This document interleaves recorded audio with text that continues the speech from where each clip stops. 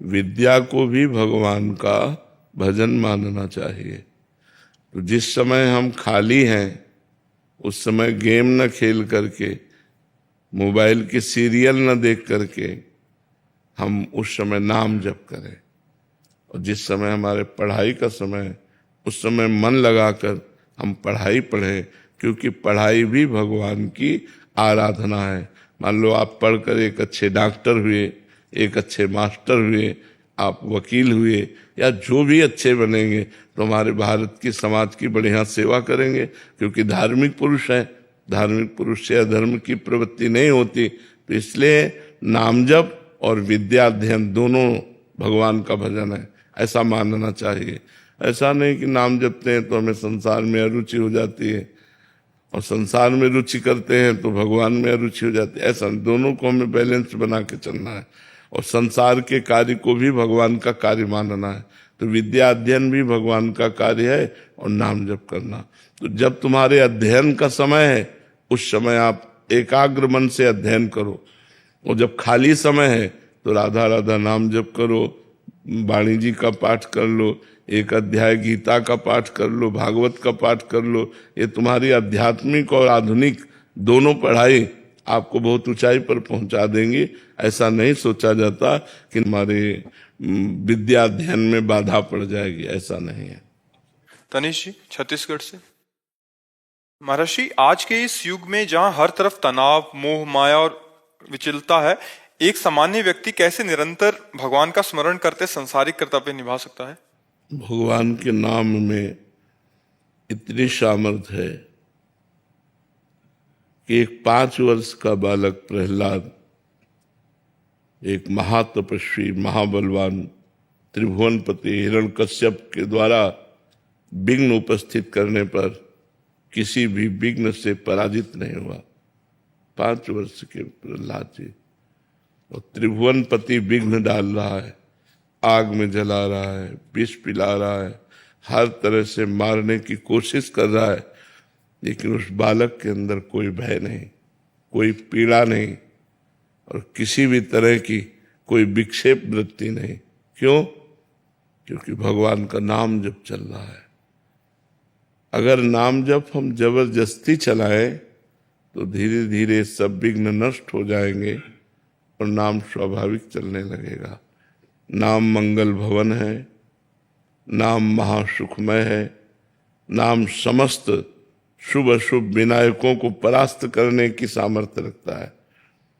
जीते विनायक शुभ अशुभ, विघ्न करे नहीं कोई, विघ्न करे नहीं कोई, डरे कलिकाल कष्ट भय, डरे कलिकाल कष्ट भय, हरे सकल संताप हरसि, हरि नाम जपत जय। जो भगवान का नाम जप करता है उसकी विजय होती है।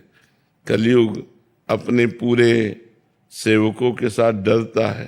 कलयुग के जो पार्षद है, कलयुग का जो परिकर है ना, जो नष्ट करने वाला है जीव को, वो सब डरते हैं जो भगवान का नाम जप करते हैं।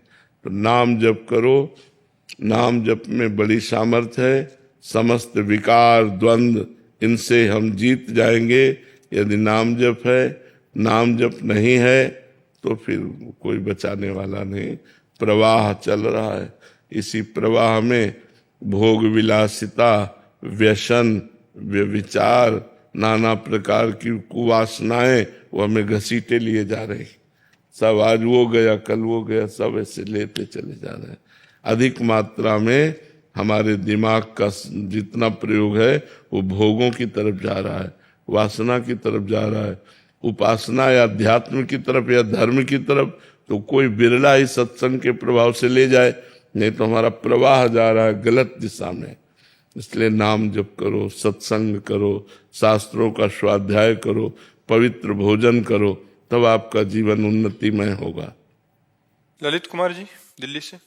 राधे राधे महाराज। राधे राधे महाराज जी, आपके आशीर्वाद से जब से नाम जप शुरू किया है ये अंतर आया है कि पहले मुझे जब भी क्रोध आता था तो मुझे लगता था कि ये अनिवार्य था और इसके अलावा कोई और उपाय नहीं था। लेकिन अब मुझे जब भी क्रोध आता है तुरंत बाद लगने लगता है क्या बिना क्रोध किए काम नहीं चल सकता। लेकिन पूरी तरह से इस पर नियंत्रण पाने में अभी असमर्थ महसूस कर रहा हूँ। क्या कभी ये संभव हो पाएगा? क्या पूरा संभव हो जाएगा। नाम जप छोड़िएगा नहीं, इसी को बढ़ाते रहिएगा। नाम जप में बहुत सामर्थ्य है।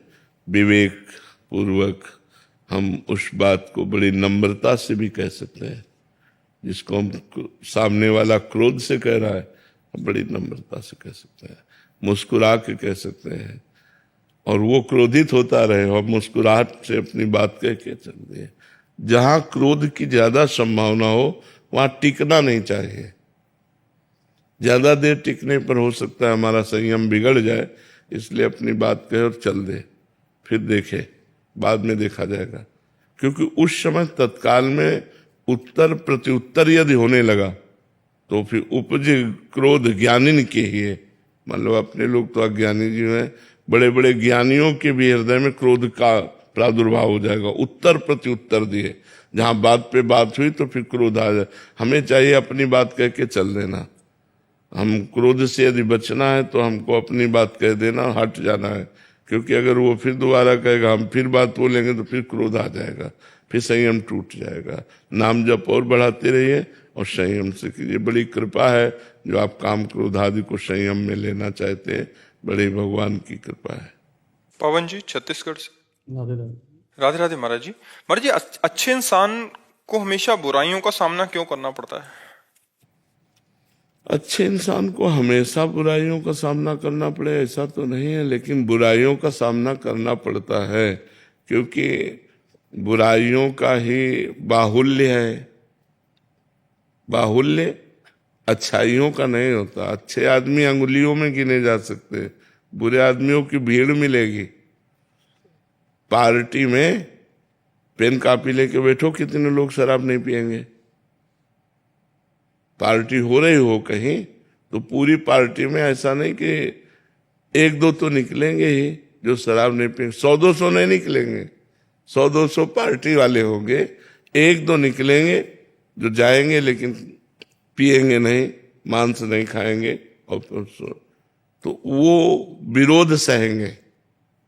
जो खाते पीते हैं वो उनका उपहास करेंगे, देखो ये बड़े भगत बनते हैं, या ऐसे उपहासास्पद उसको बनाएंगे 4 लोग मिल करके। तो जो नहीं खाए पिएगा उसको उन बुराइयों का सामना करना पड़ेगा, उसको सहना पड़ेगा, उनका उपहास सहना पड़ेगा, औरों की द्वारा की गई निंदात्मक बातें सहनी पड़ेंगी।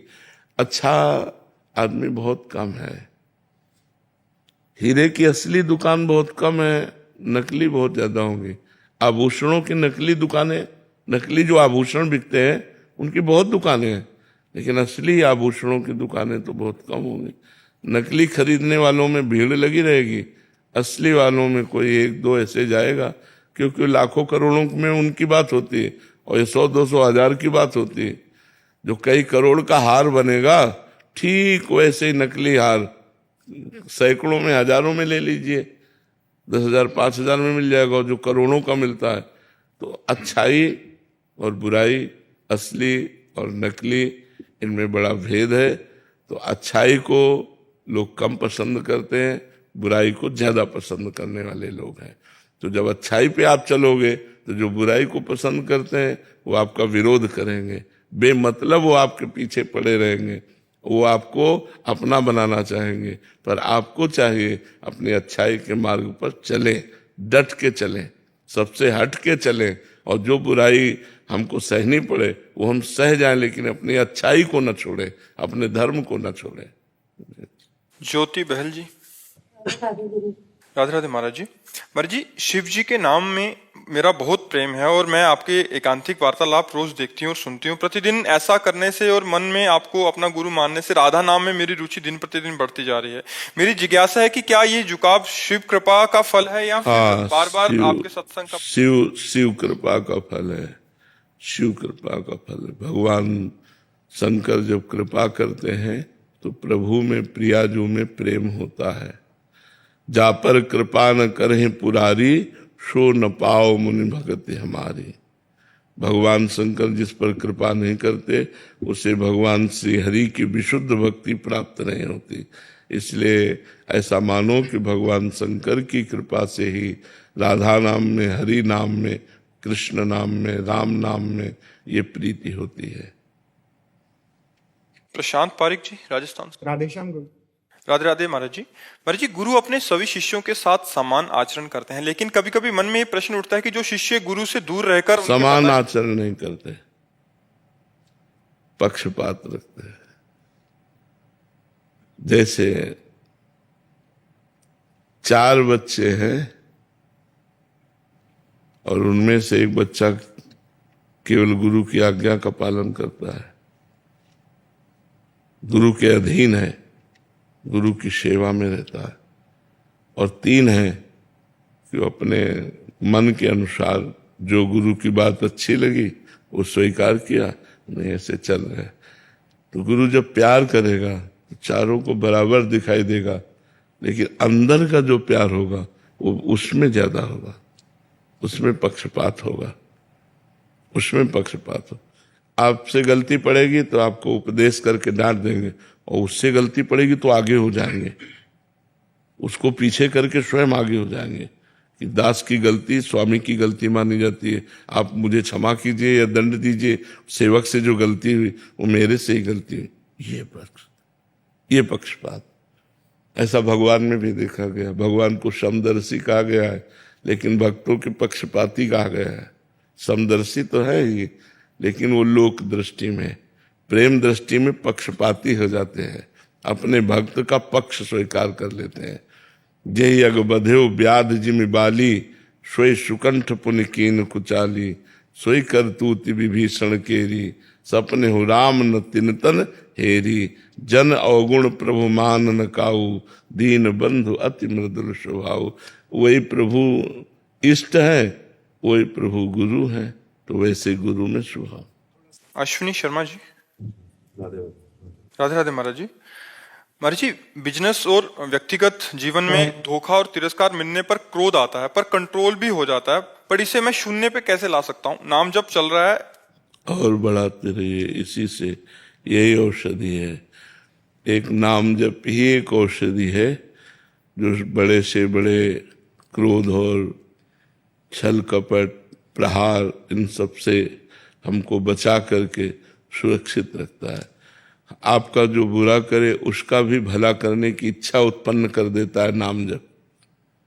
आपका जो बुरा करे उसका बुरा ना करने की, उसका भला करने की इच्छा आपके अंदर जागृत हो जाएगी ईमानदारी से कि इसका भला कैसे हो। यही नाम जप का प्रभाव है। नाम जप में असीम सामर्थ्य है। जो अनंत महिमाशाली भगवान के सद्गुण हैं वो सब सद्गुण नाम साधक में प्रकट कर देता है। भगवान में असीम क्षमता है, तो असीम क्षमता वाले भगवान को भी घसीट कर भक्त के हृदय में प्रकाशित कर देना, ये नाम का प्रभाव है। तो नाम ही से बढ़कर के नाम है, इसलिए हम नाम और बढ़ाएं और जपें, तुम्हारे अंदर आध्यात्मिक शक्ति बढ़ेगी और आध्यात्मिक क्षमता में ही इन काम क्रोध लोभ आदि को सहने की सामर्थ्य है। इसलिए खूब नाम जप कीजिए। बड़ी कृपा है भगवान की जो आप नाम जप कर रहे हैं और अध्यात्म में चल रहे हैं। जीवन की सार्थकता इसी में है, जीवन की सार्थकता है, इन भोगों की सार्थकता नहीं। खूब भोग भोग रहे हैं, मनमानी गंदे आचरण कर रहे हैं, रुपया पैसा सोचे कि हमारा जीवन बड़ा सुख में, नहीं नहीं नहीं। पुण्यों के लाभ से आप ये सुख भोग रहे हैं, और जब आपके पाप का परिणाम आएगा तो सर्वनाश हो जाएगा। इसलिए उत्तम बुद्धि वाला वही है जो भगवान का नाम आश्रय लेकर सुख दुख को समान भाव से देखते हुए भगवत प्राप्ति की तरफ चले।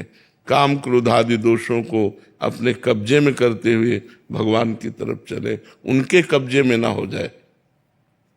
काम क्रोध आदि के अधीन हो जाने पर हमसे पापाचरण हो जाता है, हिंसा हो जाती है, बड़े बड़े दोष हो जाते हैं।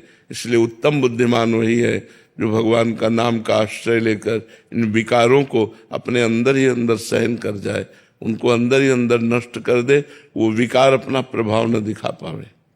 जी कुसुम जी। राधे राधे महाराज जी। गुरुदेव भगवान, मैं पिछले 2 साल से आपका सत्संग सुनती हूँ और नाम जप करने का भी प्रयास कर रही हूँ। मेरा मन बहुत ज्यादा चंचल है महाराज जी, नाम जप करते समय टिकता ही नहीं है, तब बहुत परेशान हो जाती हूँ, मेरे मन नेगेटिव विचार करने लग जाता है। कोई बात नहीं, चाहे जितना चंचल हो, भाग के जाएगा कहाँ? क्या मेरे आज्ञा के बिना मन कुछ कर सकता है? आप विचार कर, हमारा मन कह रहा है कि हमें रसगुल्ला चाहिए, हमने कह दिया नहीं, तो क्या वो दुकान चला जाएगा? वहां